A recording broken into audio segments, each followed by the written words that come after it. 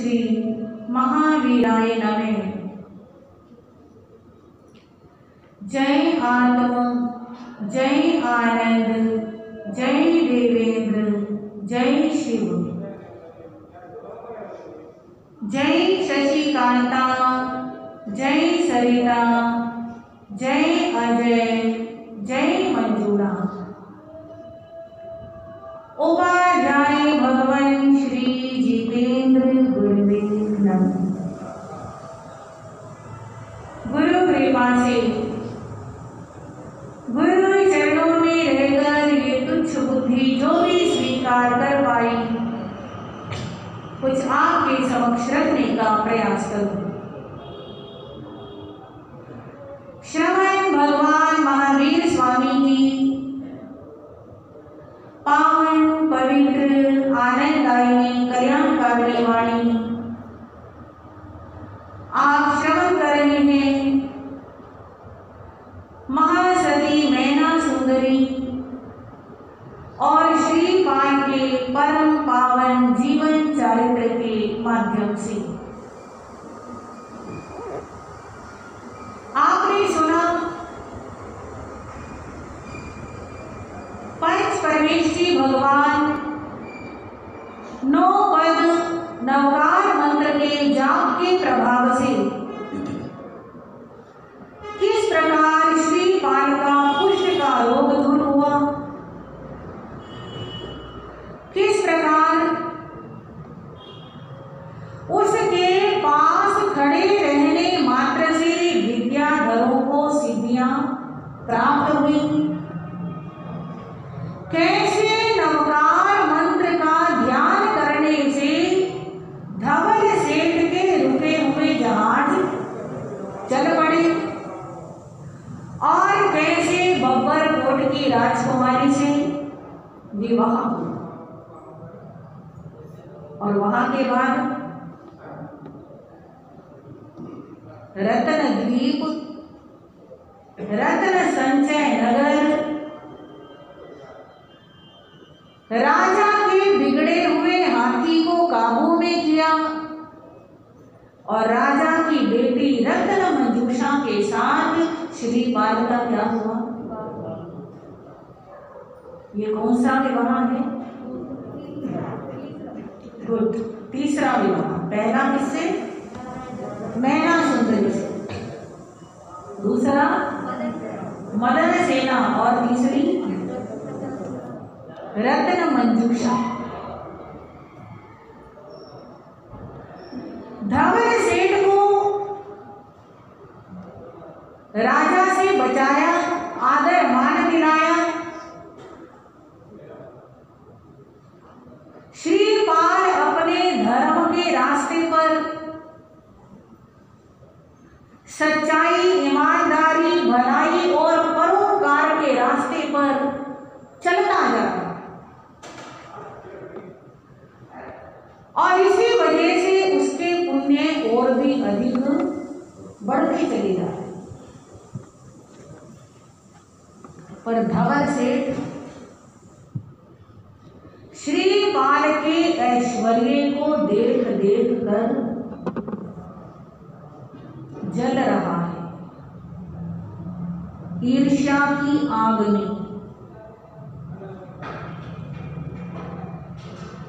बाहर आग लग जाए उसका तो इलाज है,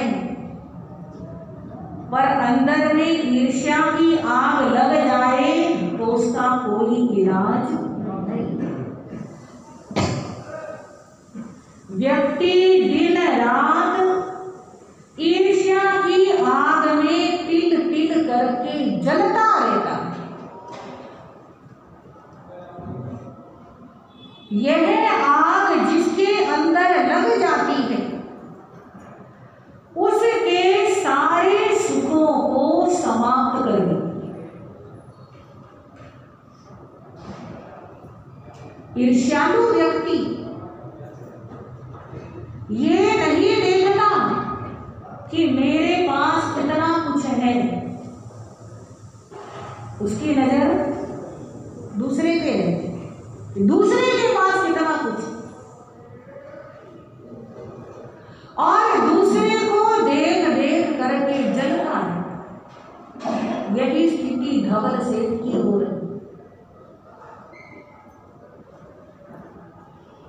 धवल सेठ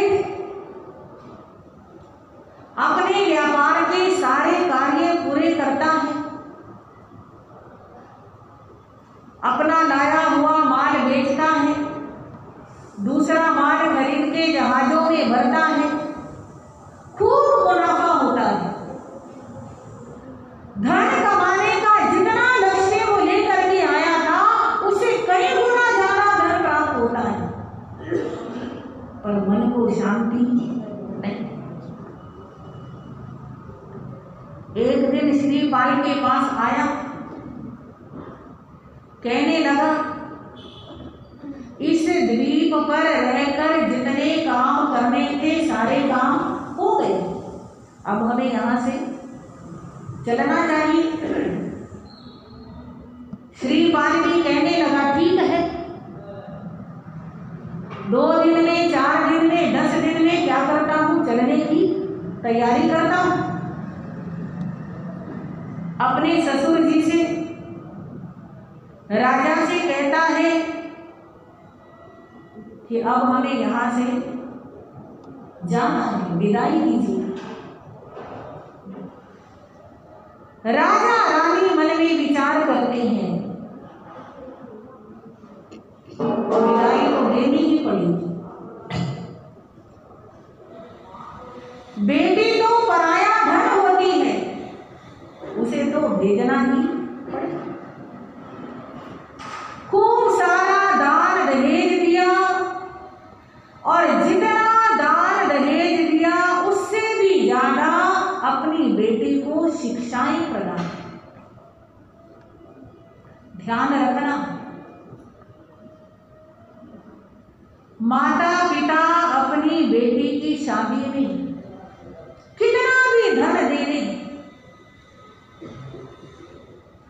वो धन हमेशा रहने वाला नहीं होता। वो धन अपनी बेटी को सुविधाएं दे सकता है, पर सुख देने वाले बेटी के संस्कार होते हैं। माता पिता से जो बेटी को शिक्षाएं मिली हैं, वे शिक्षाएं बेटी को सुख देती। अंतर समझ में आ गया? सुविधा और सुख ये दोनों अलग अलग चीजें हैं। व्यक्ति सुविधाओं के होते हुए भी दुखी हो सकता है, सुविधाएं होते हुए भी दुखी हो सकता है, और सुविधाएं ना होने पर भी सुखी हो सकता है। पकड़ में आ गई बात? यानी सुविधाएं बहुत हैं पर सद संस्कार नहीं है तो दुखी हो सकता है, और सुविधा कोई भी नहीं है और अच्छे संस्कार हैं तो वो सुखी रह सकता है। इसलिए बेटी को धन देना या ना देना, पर संस्कार जरूर देना। मां अपनी बेटी को समझा रही है, बेटी अभी तक ये घर तेरा घर था, अब जहां जा रही है वो घर तेरा घर होगा। अभी तक तेरा सुख दुख, तेरा जीवन हमारे हाथ में था, पर अब किसके हाथ में है? तेरे पति और तेरे सास ससुर के हाथ में। ध्यान रखना, तुम्हारे से पहले श्रीपाल के पास एक पत्नी, उन्हें तो एक का ही पता है ना, उनको मैना सुंदरी का पता नहीं है, उन्हें मदन सेना का ही पता है। एक पत्नी तेरे से पहले और है, और पहली पत्नी के होते हुए हमने तेरा ब्याह उनके साथ किया है, और भी हो सकते हैं। अपनी सोच को अपनी बहन के समान समझना है। अपना हर सुख दुख अपनी बहन के समान सोतों के साथ बांटना, कभी भेदभाव पक्षपात नहीं आने देना, पति का हमेशा आदर करना, पति के दिल में जगह बनाने की कोशिश करना। और दिल में जगह आदर मान देने से बनती है, पति के मन की इच्छा के अनुसार चलने से बनती है। दिल में जगह बन गई तो रानी है, और दिल में जगह नहीं बनी तो दासी है। सारा अच्छे से समझा दिया, विदा कर दिया, जहाज चल पड़े। श्रीपाल अपने 7 मंजिले जहाज के अंदर दोनों पत्नियों के साथ संसार के सारे सुख भोग रहा, और धवल सेठ उसने अपनी गलत सोच के द्वारा सारे दुख भोग रहा। धवल सेठ के पास नौकर चाकर है, धन वैभव है, खाने को अच्छा भोजन है, सारी सुविधाएं हैं, पर ईर्ष्या की आग की वजह से ना उसे भोजन अच्छा लगता है, ना उसे पानी अच्छा लगता है, ना रात को बिस्तर अच्छा लगता है। हर समय दिन रात बस जल रहा है। एक दिन शाम का समय श्रीपाल अपने जहाज में खिड़की में बैठा हुआ है, अपनी दोनों पत्नियों के साथ हंस रहा है, बोल रहा है, बातचीत कर रहा है, और धवल सेठ अपने जहाज में अपने मित्रों के साथ बैठा हुआ। धवल सेठ के 4 मित्र उसके साथ बैठे हुए।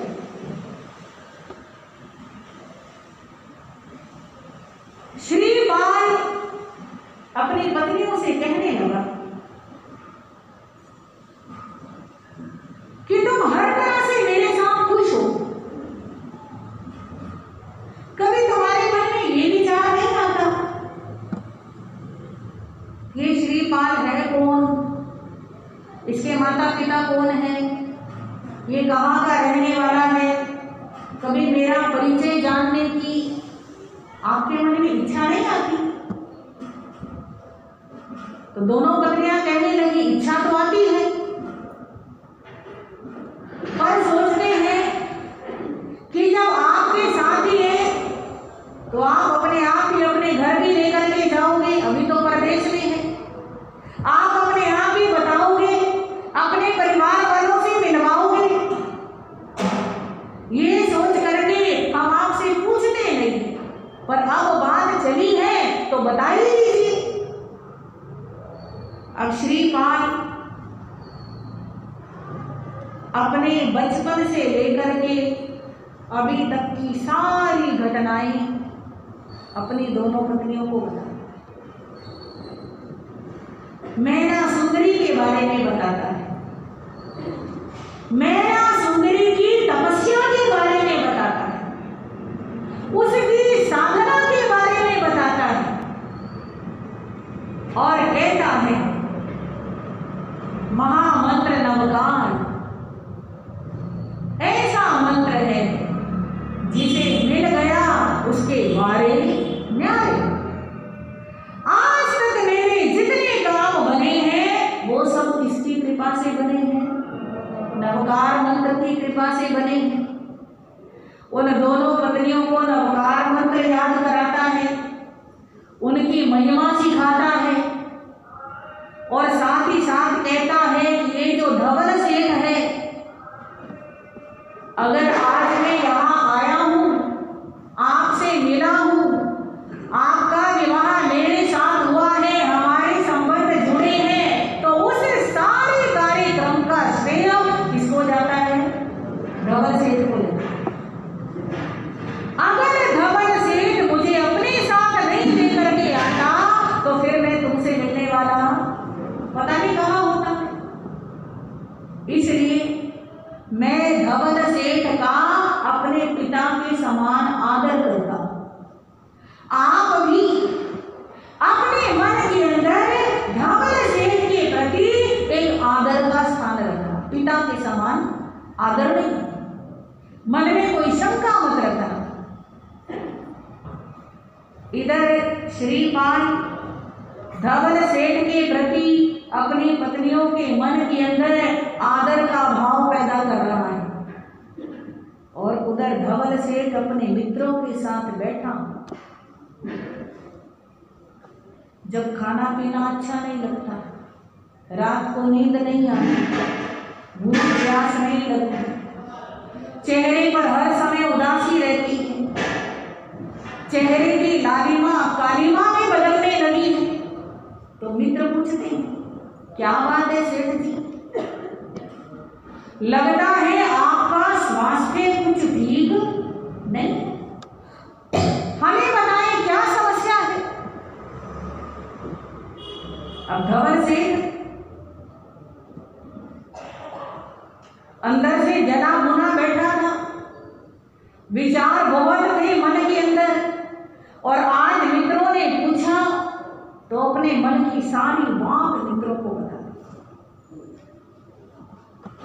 धवल सेठ कहने लगा, ये श्रीपाल 2 कौड़ी का आदमी, जिसकी जात का नहीं पता, बिरादरी का नहीं पता, अकेला सोया था पेड़ के नीचे, अकेला आया था मेरे साथ भिखमंगों की तरह, आज देखो तो सही क्या बन गया, मेरे 250 जहाज इसने ले लिए, 2 राजाओं का जवाई बन गया, इतना दहेज मिला और इतनी सुंदर सुंदर 2 पत्नियां मिली,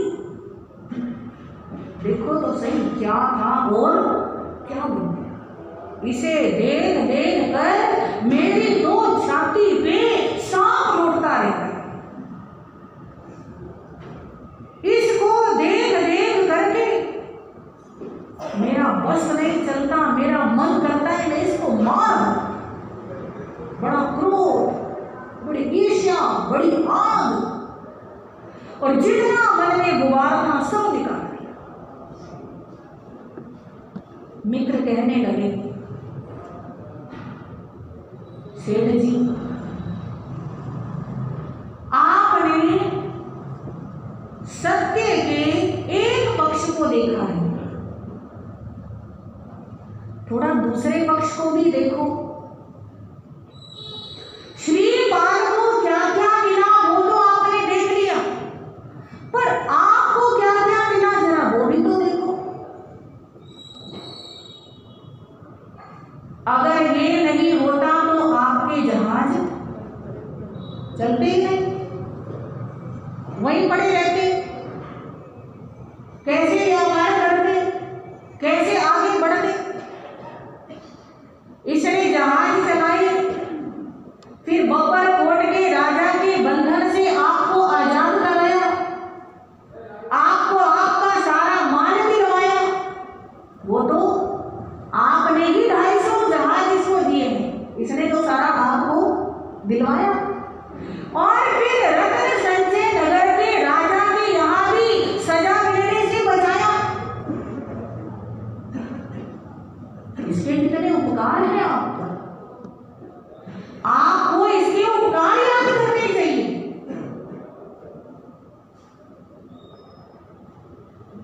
अगर इसके उपकारों को याद करोगे तो मन में जो ईर्ष्या की आग लगी है वो क्या हो जाएगी, शांत हो, आपको सुकून मिलेगा, आराम मिलेगा। पर धवल सेठ कहता है नहीं, ये श्रीपाल हर समय मेरे को कटकता है, जैसे मेरे कलेजे के अंदर किसी ने छुरी घुसा रखी, ऐसे छुरी की तरह, शूल की तरह चुभता रहता है मेरे को। मैं चाहता हूं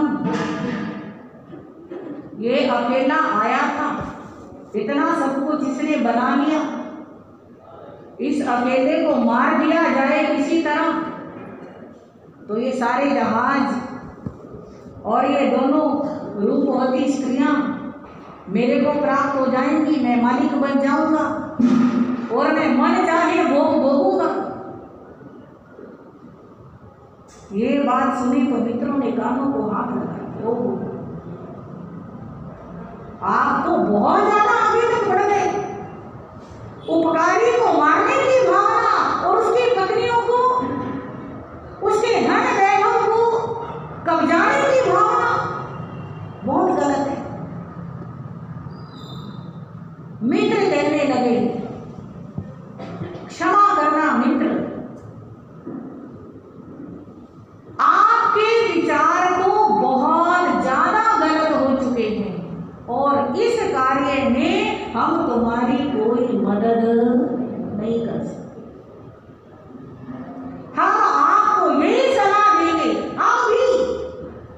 आप अपने विचारों को बदल लो, कुछ नहीं बिगड़ा। आपके विचारों के बारे में आप जानते हो या हम चारों मित्र जानते हैं, कोई जानता नहीं, किसी को कुछ नहीं पता।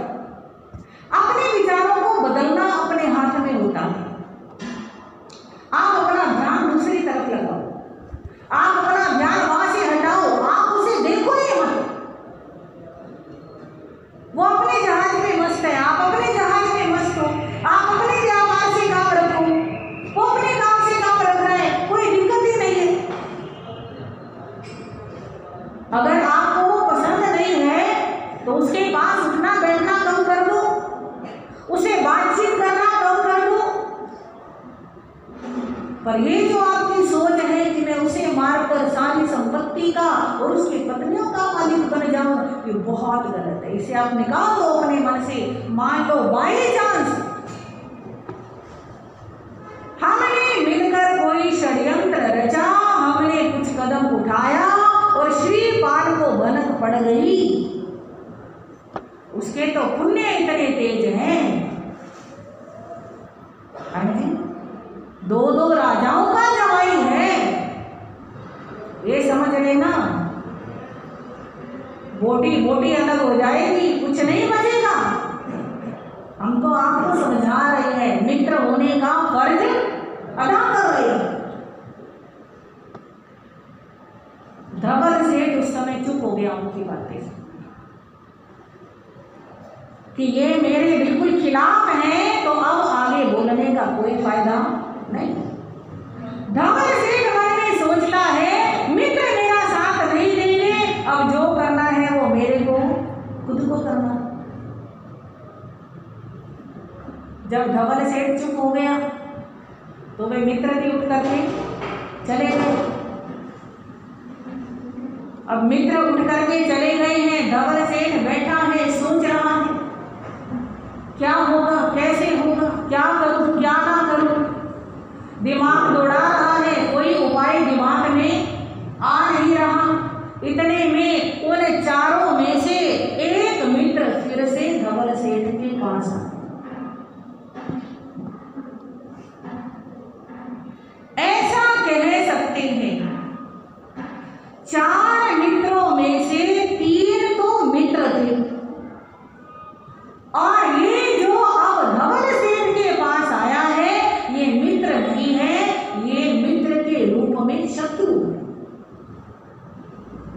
जो गलत रास्ते पे चलाए, जो दुखों की तरफ लेकर के जाए, वो क्या होता है, शत्रु होता है। और जो सही रास्ते पे चलाए, सही मार्गदर्शन करे, वो असली में मित्र हो। अब एक मित्र आया, धवल सेठ के पास बैठ गया। धवल सेठ कहने लगा, क्या करने आए हो? कहने लगा, मित्र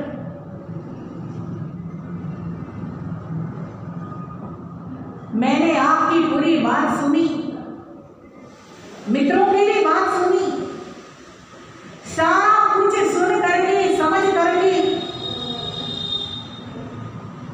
मैंने जान लिया है कि आपका दुख सच्चा दुख है। आपका दुख सच्चा दुख है। अगर मेरे साथ ऐसे होता तो मैं भी ऐसे ही परेशान होता। आप बिल्कुल ठीक कह रहे हो, श्रीपाल को मार डाला जाए तो कोई कुछ नहीं कर सकता।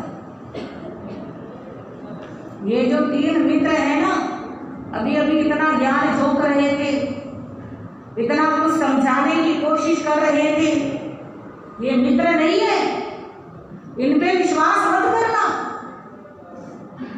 और मैं भी जानबूझ करके उस समय चुप रहा।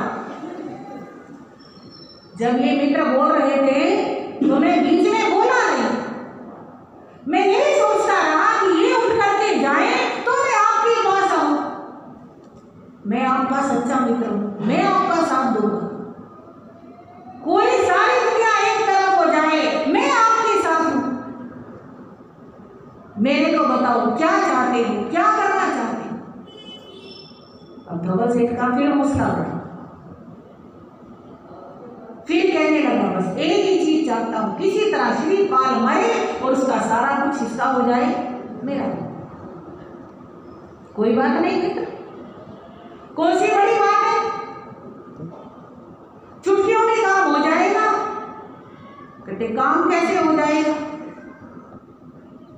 देखते नहीं कितना बलवान है वो। बब्बर कोट के राजा के सारे सैनिकों के अस्त्र शस्त्र फेल हो गए इसके सामने, इसके जरा सी खरोंच तक नहीं आई। चिंता की बात तो ये है कि मैं इसे मारूं तो कैसे। मित्र कहने लगा आप भी मित्र छोटी सी बात को लेके परेशान हो रहे हो, लाओ मैं आपको आसान सा तरीका बता देगा। सांप भी मर जाएगा और लाठी भी नहीं टूटेगी, श्रीपाल भी मर जाएगा और किसी को आपके ऊपर शक भी नहीं होगा। अच्छा ऐसे कैसे, जल्दी से बता मेरे को। इस समय तो ऐसा लग रहा है जैसे तू ही मेरा भगवान है, जैसे जैसे तू कहेगा मैं वैसे वैसे करूंगा, बस जल्दी से बता दे क्या करना है मुझे। मित्र कहने लगा बता तो दूंगा, पर ऐसा ना हो अपने सारे काम बनने के बाद कहीं मेरे को भूल ना जाना। ऐसा ना हो कि जब तक काम नहीं बना तब तक तो मैं मित्र, मैं भगवान, मैं सब कुछ, और काम निकलते ही मेरे को दूध में गिरी मक्खी की तरह निकाल फेंको। कहते नहीं नहीं ऐसे कैसे हो सकता है, तू मेरा उपकारी है, तू मेरा मित्र है, तू मेरा अपना है, यहाँ कोई मेरा अपना नहीं है, बस तेरे ऊपर मेरे को विश्वास है और जो तू कहेगा मैं वही करूंगा। और मेरा काम बनने के बाद भी जो मेरे को इतनी संपत्ति मिलेगी उससे मैं तेरे को भी क्या दूंगा, धन दूंगा, तेरे को भी बराबर का हिस्सा दूंगा। कहने लगा अच्छा ठीक है, धन संपत्ति में भी हिस्सा देना। और ये जो 2 बैठी है ना जहाज में श्रीपाल के साथ हंस रही है, हाँ समझ आ गई बात। कहते अरे तो चिंता मत कर। अच्छा ठीक, सुन मेरी बात, इधर बिल्कुल कान के पास मुंह ले जा करके खुसर खुसर खुसर खुसर खुसर खुसर सारी योजना सेट हो गई। धवल सेठ का मन खुश हो गया और अपनी बनी बनाई योजना के मुताबिक श्रीपाल के पास पहुंचा।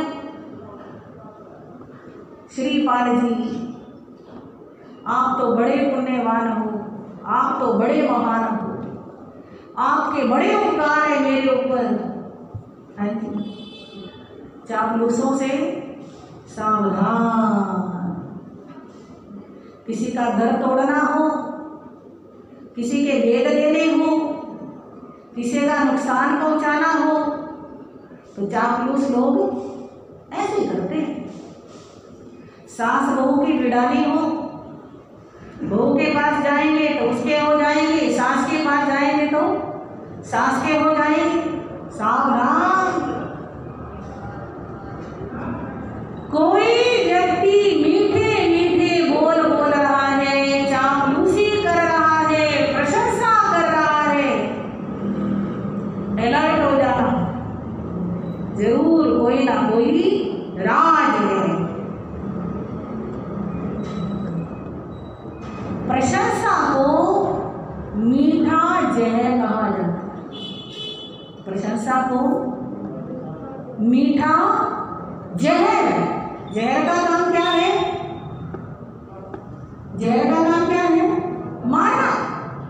और मीठा क्यों? क्योंकि कानों को बड़ा अच्छा लगता है, खुश हो जाता है, वाह यही है गुण ग्राहक, तो यही मेरे गुणों को पहचानता है, यही मेरे बारे में असलियत बोलता है, बाकी सब तो बेकार।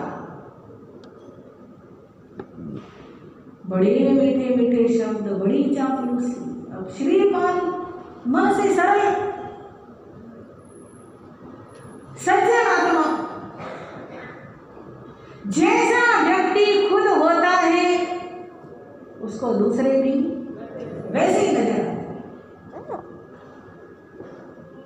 सोचता है कितने अच्छे हैं सेठ जी, कितना स्नेह रखते हैं मेरे साथ, कितना प्रेम रखते हैं। एक दिन, 2 दिन, 3 दिन खूब अच्छी तरह से मेरे पास आना, मेरे पास बैठना। तुम तो अपने जहाज में रहते हो, आज भोजन मेरे साथ करना, और चौपड़ खेल रहा है, पासे खेल रहा है, पूरा नाटक, ताकि श्रीपाल को क्या हो जाए? विश्वास हो जाए। किसी को विश्वास में लेकर ही धोखा दिया जा सकता है। जब तक कोई विश्वास नहीं करता तब तक उसे धोखा देना संभव नहीं है, क्योंकि दूसरा सावधान रहेगा। और अच्छी तरह से विश्वास में ले लिया। विश्वास में लेने के बाद अब श्रीपाल घंटा घंटा बैठा रहता है। उसकी पत्नियां कहती है क्या हो गया आपको? जब वहां जाते हो वापस लौटने का नाम ही नहीं लेते। श्रीपाल कहने लगा मैं क्या करूं, मेरे को वो आने नहीं देते। और अच्छी तरह से जाल बिछा करके एक दिन अपनी योजना के मुताबिक जहाज के ऊपर बिल्कुल किनारे पर, जहाज के बिल्कुल किनारे पर एक ऊंचा सा मंच बनाया, जैसे चार तरफ बांस खड़े करके ऊपर एक शेड टाइप, कुछ डालियां, मचान बोलते हैं, जैसे पहले किसान लोग उसके ऊपर चढ़ के कंकर डालते थे, गुलेल चलाते थे पक्षियों को उड़ाने के लिए, है ना। तो ऐसा मंच सा बना लिया और बना करके उसके ऊपर खड़ा है, और खड़ा होकर के समुद्र की तरफ देख रहा है। शाम का समय, दिन छिप चुका, अंधेरा हो चुका। एकदम आवाज लगाई श्रीपाल को, श्रीपाल श्रीपाल देखो देखो देखो देखो, बिल्कुल पास, हमारे बिल्कुल पास पानी के अंदर एक 8 मुंह वाला मगरमच्छ। 8 मुंह वाला मगरमच्छ? हाँ देखो जल्दी से, ये डुबकी लगा देगा तो दिखाई नहीं देगा, जल्दी से देखो। और सहज भाव से श्रीपाल देखने लगा, कहाँ है मगरमच्छ, कहाँ है? और उसके कहने की देर थी उसको तो, और फटाफट नीचे आ गया और शोर मचा दिया, हाय ये क्या हो गया, हाय ये क्या हो गया, श्रीपाल समुद्र में गिर गया, श्रीपाल समुद्र में गिर गया। वो जोर जोर से शोर मचाने, रोने पीटने लगा, और सारे के सारे आ गए। तहलका मच गया, श्रीपाल समुद्र में, श्रीपाल समुद्र में। सारे जहाजों में खबर फैल गई, श्रीपाल की पत्नियों को भी पता चली। उनका रोना सच्चा, ये क्या? इधर धवल से पूरा नाटक कर रहा है, और उधर श्रीपाल जिसकी रोम रोम में, रग रग में, सांस सांस में नवकार मंत्र बसा हुआ था, एकदम गिर गई। कोई ख्याल नहीं आया कि मैं गिर गया,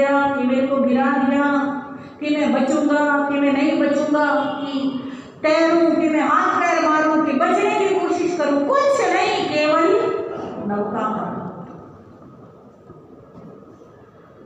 और नवकार मंत्र की कृपा से कुछ ऐसा चमत्कार हो गया, श्रीपाल समुद्र से गिरा, जहाज से समुद्र में गिरा और गिरने ही ऐसा लगा जैसे उसके पांव कहीं टिक गए। यानी नीचे कोई मगरमच्छ सच में ही बैठा हुआ श्रीपाल के इंतजार कर रहा।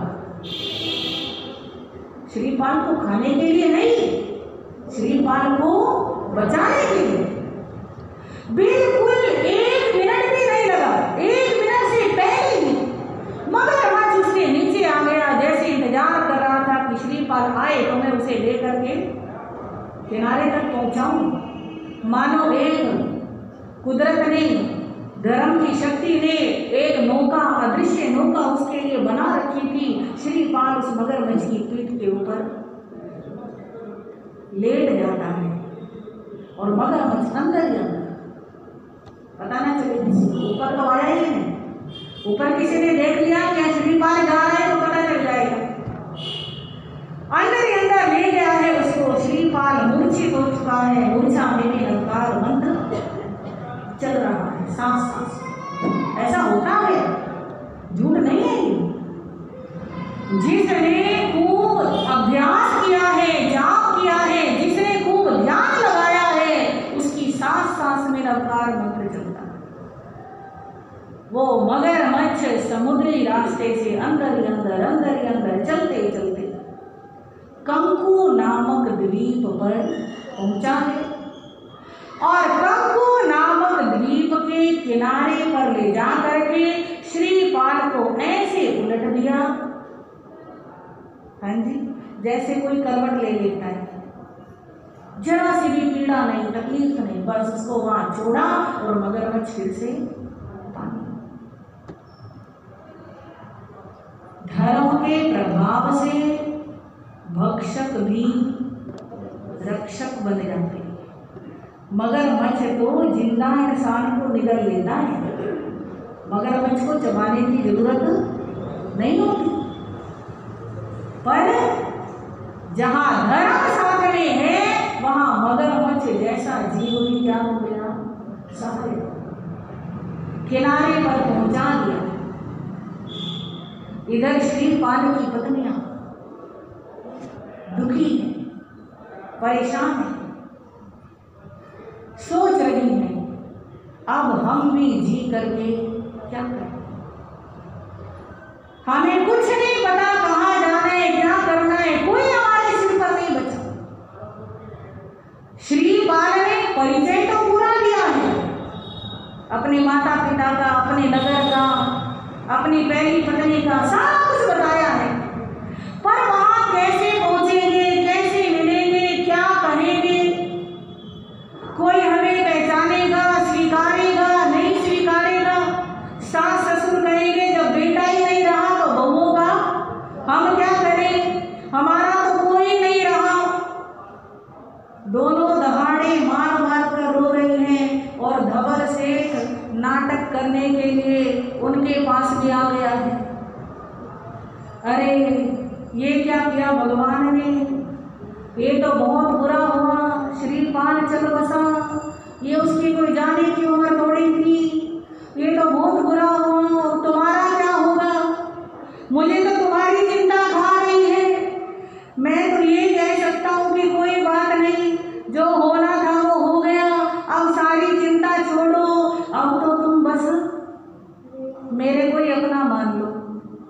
हाँ जी, अब और कोई तो है नहीं, मैं ही बचाऊं, मैं ही तुम्हारी रक्षा करूंगा, मैं ही तुम्हारा पालन पोषण करूंगा, मैं ही तुम्हारा ध्यान रखूंगा, बस अब सब कुछ भूल जाओ। श्रीपाल तो जाना था चला गया। अब जब ये बोल रहा है कि मेरे को ही अपना मान लो, मेरे को ही स्वीकार कर लो, मेरे को ही, और दोनों की दोनों रोती रोती उसके शब्द भी सुन रही हैं, कहते जाने वाले का तो दुख है ही नहीं, इसको तो अपने लगी है कि मैं ही संभालूंगा, मैं ही करूंगा, अब तो मेरे ऊपर जिम्मेदारी आ गई, अब तो मैं ही मालिक हूं। ये तो ऐसे बोल रहा है, पर फिर भी हृदय में इतना दुख था इतना बोल करके कुछ जवाब नहीं। काफी देर तक नाटक करा करके धवल सेठ वापस चला गया। अब वो दोनों बहुएं न खाती हैं, न पीती हैं, न सोती हैं, हार श्रृंगार सब उतार दिए, बड़ी परेशान है। बस एक ही बात मन के अंदर है। श्रीपाल ने कहा था कि नवकार मंत्र से बड़ा कोई मंत्र नहीं है। बेशक श्रीपाल समुद्र में गिर गया हो, पर हमारी आत्मा नहीं मानती कि वो हाँ जी मर गया। नवकार मंत्र का शरणा ले लिया, आएंगे तब शुरू कर देंगे। दिन रात नवकार मंत्र जपते हैं और धवल सेठ अपने जान बिछा रहा है, कोशिश कर रहा है। क्या कोशिश करेगा, क्या परिणाम आएगा, ये आप आएंगे सुनेंगे, आपको पता चलेगा। इन शब्दों के साथ आज के वक्तव्य को यहीं पर पूर्ण करते